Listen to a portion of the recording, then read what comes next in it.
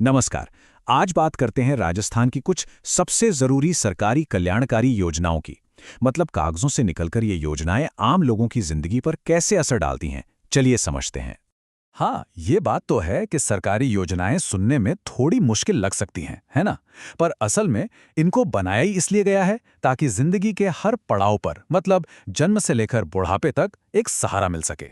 अब देखिए, राजस्थान में योजनाओं का एक पूरा जाल है, 200 से भी ज्यादा। जाहिर है सब पर तो बात नहीं हो सकती, तो हम कुछ खास योजनाओं पर फोकस करेंगे, खास तौर पे वो जिनमें हाल फिलहाल में कुछ बदलाव हुए हैं या जो ज्यादा चर्चा में हैं। तो ठीक है, शुरुआत करते हैं जिंदगी के सबसे पहले कदम से। देखते हैं कि माँ और नवजात बच्चे के लिए कौन से कार्यक्रम हैं जो उनकी सेहत का ख्याल रखते हैं। पहली योजना जो हम देख रहे हैं वो है प्रधानमंत्री मातृ वंदना योजना।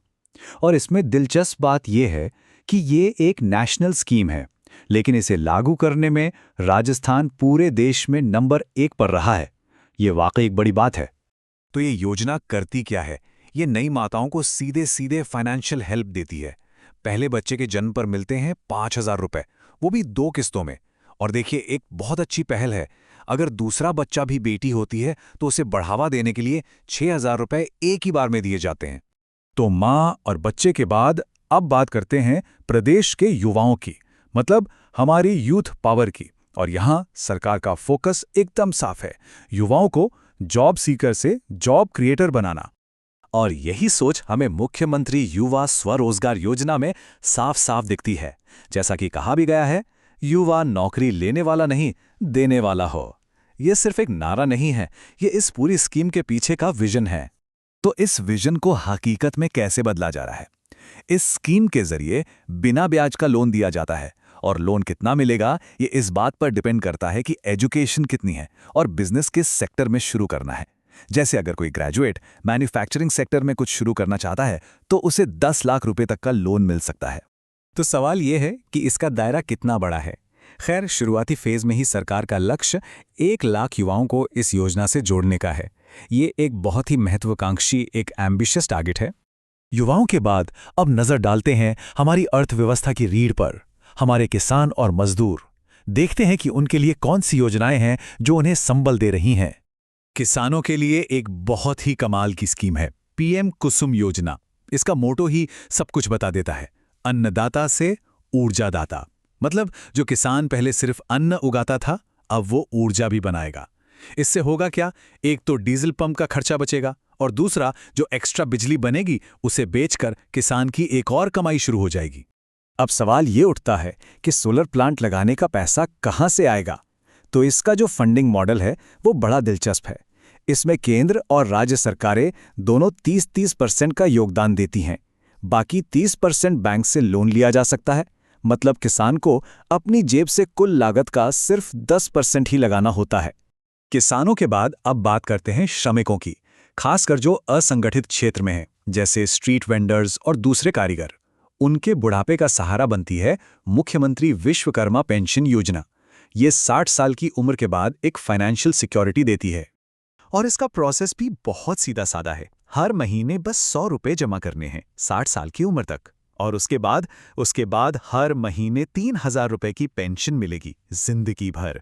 सोचिए, ये छोटी छोटी बचत से कितनी बड़ी सोशल सिक्योरिटी तैयार हो जाती है। तो अब तक हमने जन्म, युवावस्था और कामगारों की बात की। अब चलते हैं एक ऐसे पहलू पर जो हर किसी के लिए जरूरी है, स्वास्थ्य और सुरक्षा। क्योंकि एक मजबूत समाज की नींव इसी पर टिकी होती है। इसमें सबसे बड़ी योजना है मुख्यमंत्री आयुष्मान आरोग्य योजना। ये कैशलेस इलाज की सुविधा देती है। लेकिन यहाँ एक बहुत ही दिलचस्प बात सामने आती है। जब हम इसके ऑफिशियल डेटा को देखते हैं तो उसमें थोड़ा सा फर्क नजर आता है। वो फर्क क्या है? देखिए, इकोनॉमिक रिव्यू कहता है कि इसमें 1806 तरह के मेडिकल पैकेज शामिल हैं। वहीं जो हाल की सुजस रिपोर्ट है वो कहती है कि 2179 पैकेज हैं। अब ये फर्क शायद इसलिए है क्योंकि ये योजनाएं लगातार अपडेट होती रहती हैं, नई नई चीजें जुड़ती रहती हैं। लेकिन ये डेटा की पारदर्शिता की तरफ भी ध्यान खींचता है। तो सवाल है कि स्कीम का फायदा कैसे मिलता है। देखिए, जो जनरल कैटेगरी के परिवार हैं उन्हें साल के सिर्फ 850 रुपए देने होते हैं। और जो सबसे ज़रूरतमंद लोग हैं, जैसे कि बीपीएल परिवार या जो फूड सिक्योरिटी एक्ट के तहत आते हैं, उनके लिए ये सुविधा बिल्कुल मुफ्त है। तो ठीक है, हमने अलग अलग योजनाओं को देखा। अब सवाल ये है कि इन सब से हमें बड़ी तस्वीर क्या समझ में आती है? मतलब इन सब का सार क्या है? देखिए, जब हम इन सारी योजनाओं को एक साथ रखकर देखते हैं तो एक पैटर्न साफ नजर आता है। ये सिर्फ अलग अलग स्कीम्स नहीं हैं, बल्कि इनके पीछे एक सोची समझी रणनीति है। एक ऐसी रणनीति जो लोगों को जिंदगी के हर मोड़ पर सहारा देती है, युवाओं को आत्मनिर्भर बनाने पर जोर देती है और केंद्र और राज्य की योजनाओं को मिलाकर एक मजबूत सोशल सेफ्टी नेट तैयार करती है। और यहीं से वो सबसे बड़ा और सबसे जरूरी सवाल उठता है। ये योजनाएं कागज पर तो बहुत अच्छी लगती हैं, बहुत प्रभावशाली हैं, पर क्या जमीन पर भी इनका असर उतना ही है?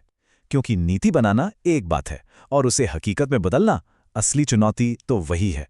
और ये एक ऐसा सवाल है जिस पर हम सबको सोचने की जरूरत है।